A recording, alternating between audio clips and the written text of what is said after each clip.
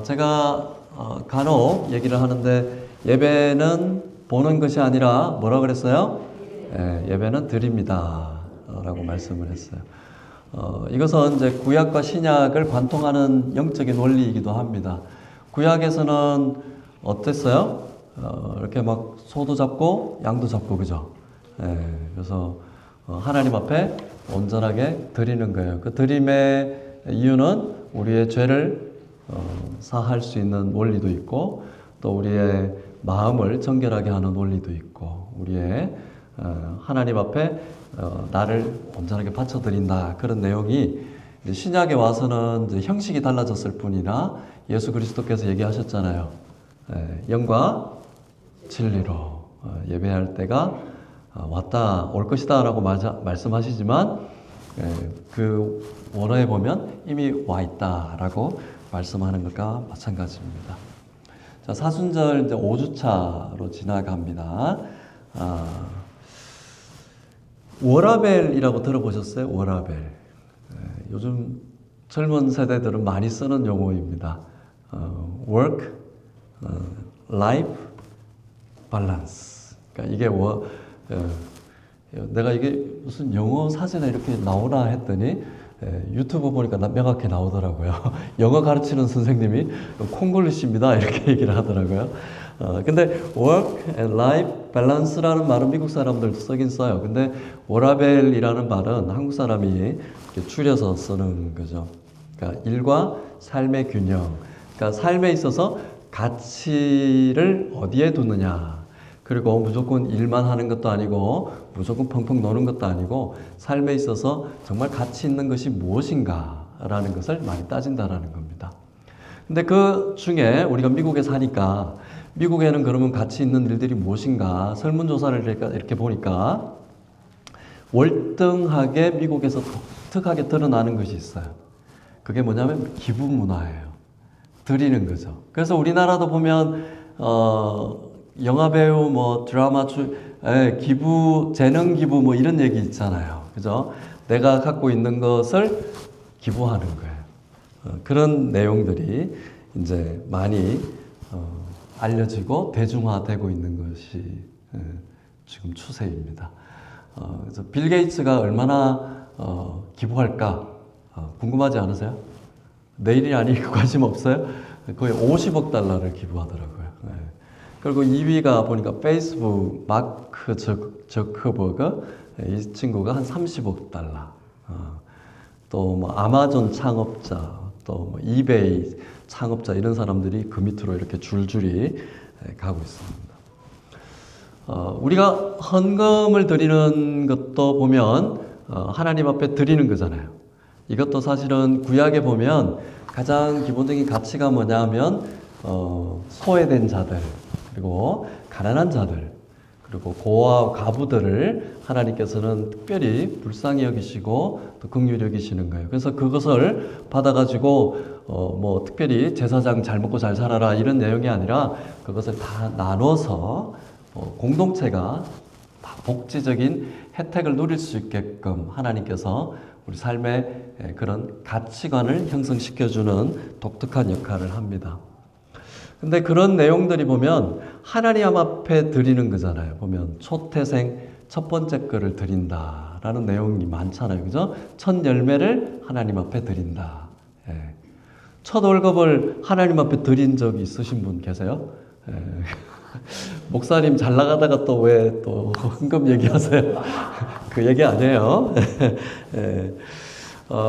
여호수아서에 보면 드리라고 해요. 그죠? 그 가나안 땅을 진격하는데 첫 번째 나타난 관문이 뭐예요? 요단강 건너고 나서 바로 나타나는 것이 여리고성이잖아요.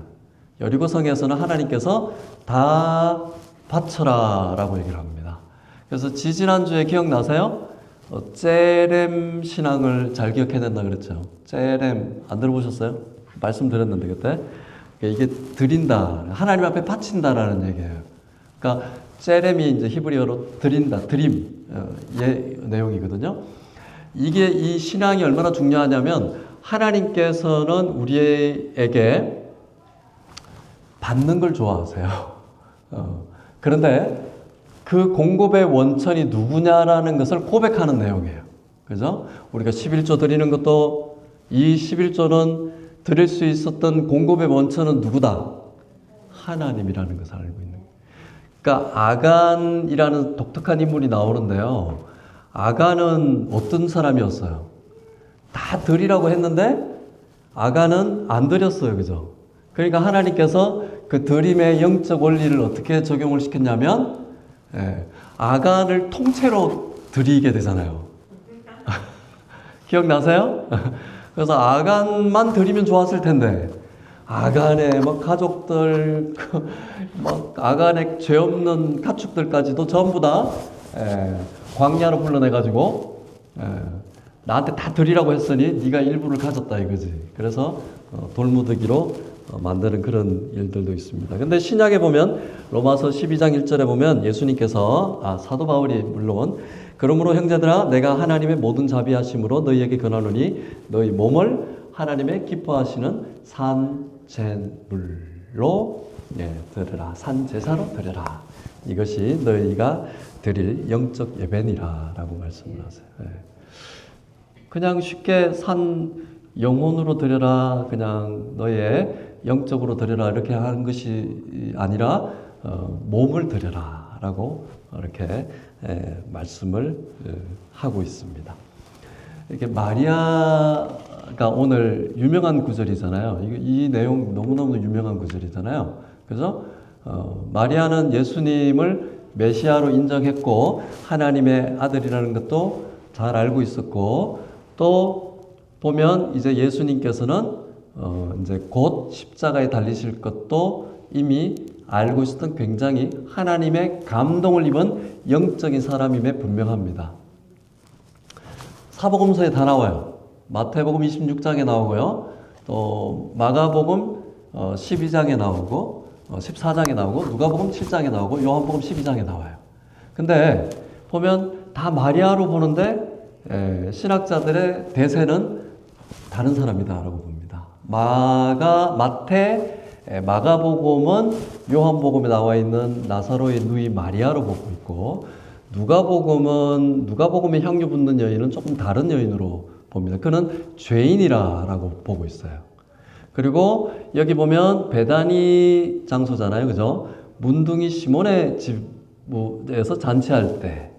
근데 누가복음에 보면 이름은 똑같아요. 근데 거기에 보면 바리새인 시몬의 집이라고 얘기를 합니다. 그러니까 거기서는 너는 나한테 발 씻은 물도 주지도 않았는데 여인은 향유로 내 발을 씻겼다라고. 기사가 비슷한 내용인 것 같은데 다른 여인으로 보고 있다라는 거예요. 첫 번째는 뭐냐 하면 마리아가 예수 그리스도께 향유를 부을 수 있었던 내용은 뭐냐 하면 가치를 어디에 두었느냐라는 거예요. 요즘 말로 얘기를 하면 워라벨을 어디다 두었을까? 그죠? 그가 드릴 수 있는 것은 무엇이었을까? 그리고 가장 드리는 것을 그냥 쓰고 남은 것이 아니라 내가 진정으로 가치 있다고 여겨지는 것. 마가복음에 보면 갑자기 튀어나와요. 명절날 유대인 바리새인들이 어떻게 하면 저자를 신성모독을 했으니 이 자를 죽일까 논의했다. 그 다음에 바로 이 향유 사건이 나오거든요. 그러니까 대부분의 예루살렘 사람들이 예수님은 이제 십자가에 달릴 것이라는 것을 이미 직감적으로 알고 있었어요. 그러니까 마리아는 그런 소문으로도 영적으로도 하나님의 감동을 입은 사람이었어요. 그러니까 시간적으로도 절박한 시기에 남아 있었던 거죠. 그러니까 내가 드릴 수 있는 것이 무엇일까? 바로 그가 가장 귀하게 여겼던 이제 시집갈 때 남편을 위해서 사용하려고 했던 그 향유를 여기 뭐 한 근이라고 되어 있잖아요. 그러니까 쉽게 얘기하면 어느 정도냐면 조금 큰 캔에 이 정도 가득 들어있는 그 정도예요. 한 나드. 그거를 예수님의 발 그리고 예수님의 머리에도 부었다라고 마태 그리고 요한에는 이렇게 보고를 하고 있습니다. 물론 이제 300데나리온이라고 하면 노동자가 1년 동안 모은 연봉이라고 하지만 그 가치로 환산한다면 자기 평생에 가장 귀하게 쓸 수 있는 그런 헌신, 드림의 상징이었다라는 것이죠.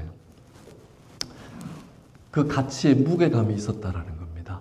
우리가 드린다라는 것에 있어서는요, 가치에 무게감이 있어야 돼요. 그죠? 그래서 실체가 있어야지 무게감이 있다라는 거예요. 그냥 영적으로, 그냥 마음적으로, 이게 가장 근본이겠죠? 근데 실체가 무엇이냐라고 하는 것을 하나님께서는 중하게 여긴다라는 거예요. 예. 우리의 삶의 무게에 있어서 우리가 가치를 두고 있는 것이 뭘까? 뭐예요? 예. 돈인가요? 아니면 뭐 명성? 예. 출세? 예. 가족? 자녀? 예. 남편? 예. 제가 달라스 있을 때 보니까 막 박사과정 이제 갓 결혼해가지고 왔는데 남편요 막 이렇게 얘기하더라고요. 남편 가는 데는 못 따라가. 남편 없으면 못 살아. 자기 우상이 남편인 것 같다고 이렇게 하는 자매도 봤었습니다. 그 가치의 무게감은 정말 하나님 앞에 드릴 수 있는 그 무게감이고 실체적인 것일 때 그것은 내가 삶으로 가늠할 수 있는 거죠. 예수님도 하나님의 독생자로서 이 땅에 오셔서 하신 일이 뭘까요? 우리의 죄 사해 주셨죠. 십자가에 실제로 달리셨죠. 실제로 못 박히셨죠. 가시면류관을 실제로 여기 박히셨잖아요.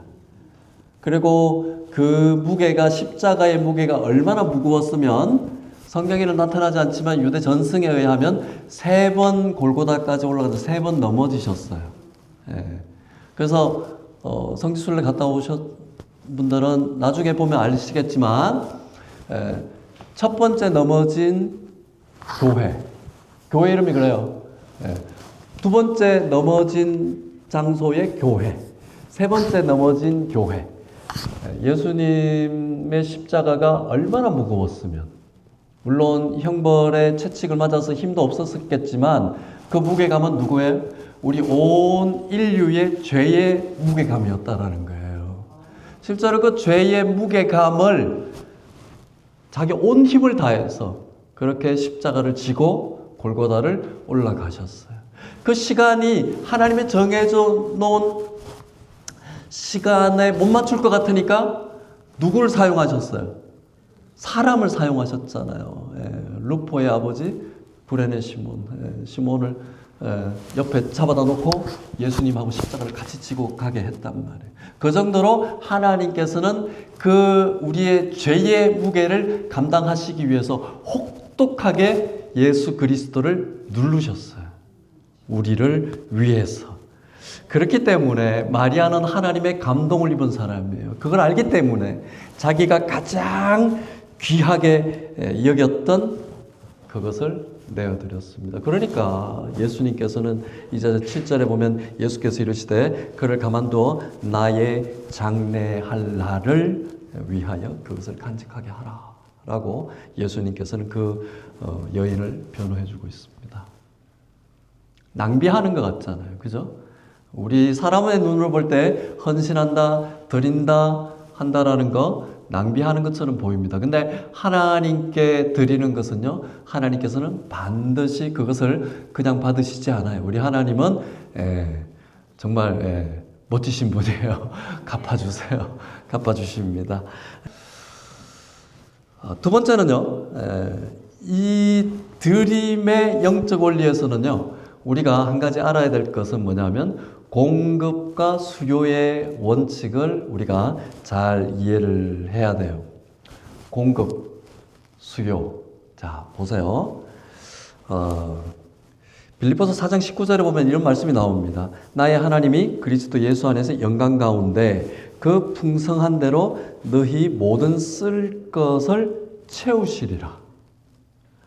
하나님께서 우리가 필요한 것을 아실까요? 모르실까요?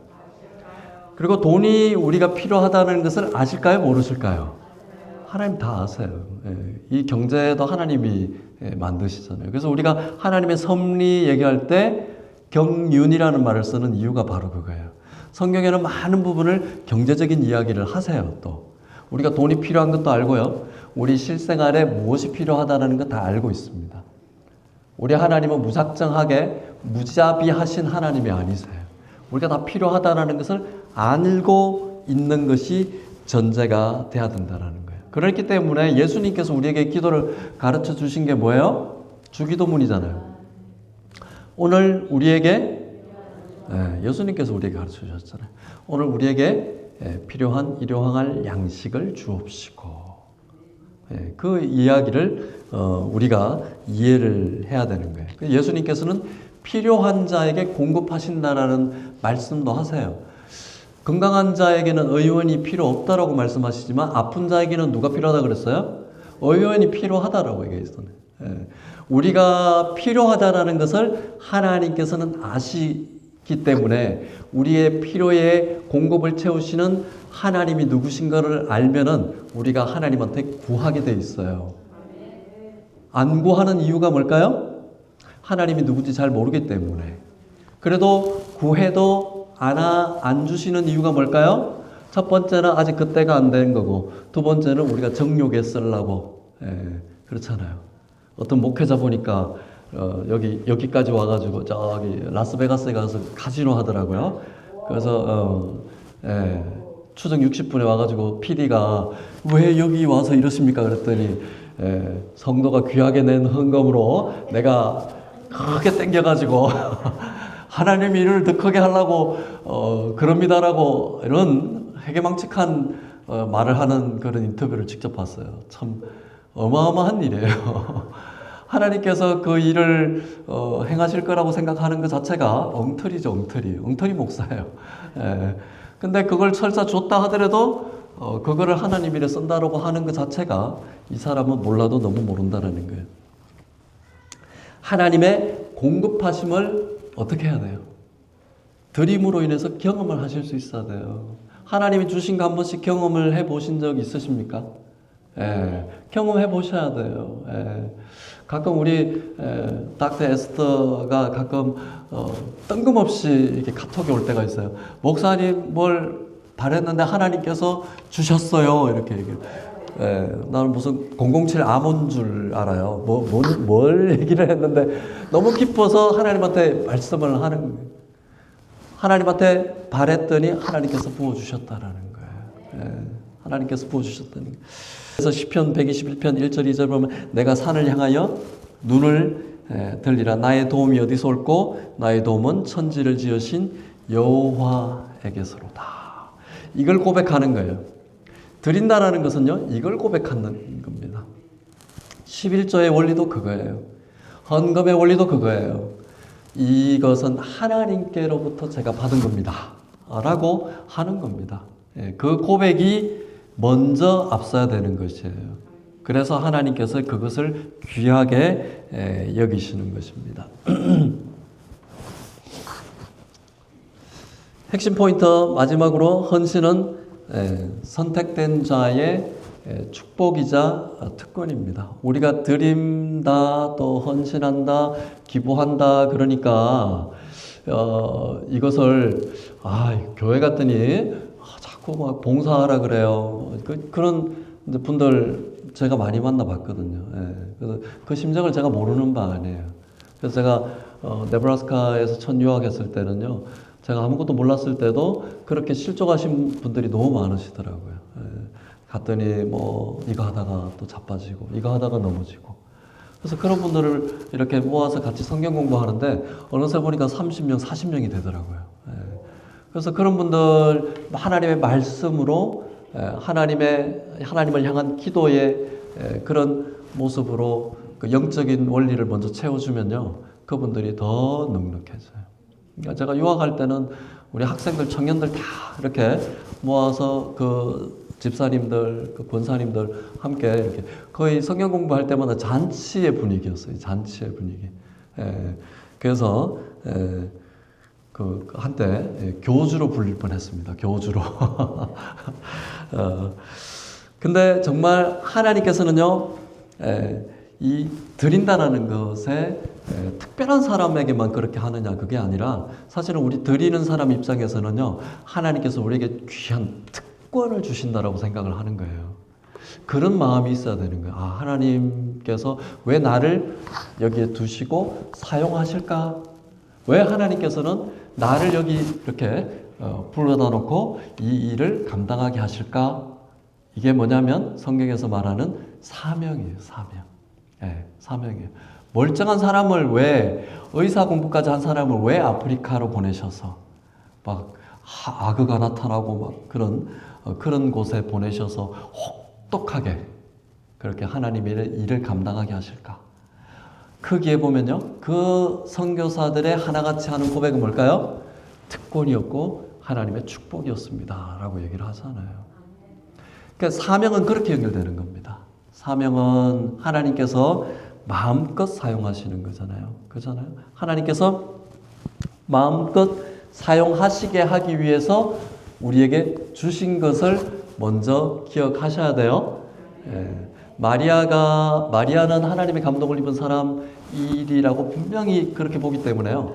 마리아는 그때 모을 때 조금씩 모을 때 뭐 돈으로 한꺼번에 샀는지 아니면 조금씩 이렇게 모아서 부었는지 그건 알 수는 없으나 그 한 건을 모을 때까지 마리아는 돈으로 모았던 한 방울씩 모았던 어쨌든 부을 때 초창기에 그걸 알고 하지는 않았을지 모르겠으나 나중에는 전국의 이 모든 일들이 하나님 앞에서 이 일을 위해서 이때를 위함이 아닌가라는 이러한 고백이 바로 우리의 사명의 헌신과 함께 가는 겁니다. 아멘이죠. 그거예요, 바로. 왜 나를 미국으로 보내셨을까? 그죠? 그런 분도 있잖아요. 하나님, 나 잘 살고 있었는데, 그죠? 하나님이 아니라 제가 도시에 있을 테니까 전도사님, 제가 목사님, 제가 너무 한국에서 잘 나가고 있었는데 내가 금수저였어요. 막 이런 얘기를 해요. 알고 봤더니 무슨 한전의 무슨 과장 출신이니까 한전 과장 출신. 근데 그런 분이 오셔가지고 하나님 잘 모르면요 계속 술 먹어요. 막 술 먹고 원망하고 그러면 자식들 막 반항하잖아요. 고등학생들 담배 피고 막 술 먹고 그러면 한국에서 그냥 이 미국에 오면 한 번씩 다 돈 뜯기고 막 이러시더라고 보니까. 그래서 한국에서는 다 넥타이 매고 이렇게 출근하는데 여기는 오니까 뭐예요? 청소하잖아요. 빌딩에 막 새벽 3시까지 가가지고 저도 따라갔었는데 막 3시까지. 그러니까 인생이 한탄되잖아요. 그 다음날 또 술 먹고 인생. 그러나 이러한 분들이 하나님을 만나고 나서 그리고 하나님의 영적인 경험을 하고 성령께서 충만하게 하시니까 나중에는 어떻게 바뀔까요? 하나님께서 왜 나를 여기 보내셨는지, 하나님께서 왜 이런 혹독한 곳에 나를 보내셔서 이 자녀와 함께 이 미국 생활을 하게 하신 것인지 알겠더라라고 이렇게 말씀을 하는 거예요. 그 일이 즐거운 거예요. 그 일이 보람된 거예요. 그 일을 통해서 하나님께서 하시는 일을 세상에 보여주는 거예요. 그래서 그러한 일들에 부수적으로 따라오는 것들이 뭐예요? 풍성함이잖아요. 그 일을 자꾸 하면요. 그래서 하나님께서 부어주시는 은혜를 자꾸 전도에 쓰시고 그리고 하나님께서 부어주시는 물질을 자꾸 이웃을 섬기고 그러한 하나님께 주시는 마음과 그런 사랑을 자녀들한테 자꾸 부어주고 아내에게 부어주고 남편에게 부어주고 그러면요 어떻게 했어요? 하나님께서 됐다 여기까지만 줄게라고 하는 것이 아니라 주는 자에게는 어떻게 해요? 계속 하나님께서 주는 거예요. 안 주는 이유가 뭐예요? 우리가 안 주니까. 그죠? 안 주니까. 우리 권사님도 보면 계속 섬기시는 분들은 하나님께서 뭔지 모르겠지만 계속 부어주시는 것이 나와요. 안 베풀면 안 베풀. 그러니까 하나님께서는 돕는 자를 뭐라 그래요? 돕는다 그러잖아요. 주라 그리하면 줄 것인데 흔들어 흘러 넘치도록 줄 것이다. 이게 성경의 법칙이고 약속이잖아요. 마리아는 그걸 알았던 거예요. 자기 오라버니 나사로를 살린 그 감사함이 있었지만 하나님의 영광을 위해서. 그리고 그것이 어디로 연결이 될까요? 보세요. 마태복음에는 예수님께서 뭐라 그러냐 하면 복음이 전파되는 곳마다 이 이야기가 전파될 것이다 라고 하잖아요. 보세요. 뭐 어느 교회 가든 어느 도시에 가든 마리아 향유 옥합 한 번쯤은 다 들어보셨을 거 아니에요. 그죠? 어디든지. 악한 교회 가가지고 헌금하라고 강요할 때 이걸 들으셨을 수도 있고 아닐 수도 있고 그렇잖아요. 하나님 앞에 받은 것을 드린다라는 거예요. 그죠? 우선순위가 바로 그거예요.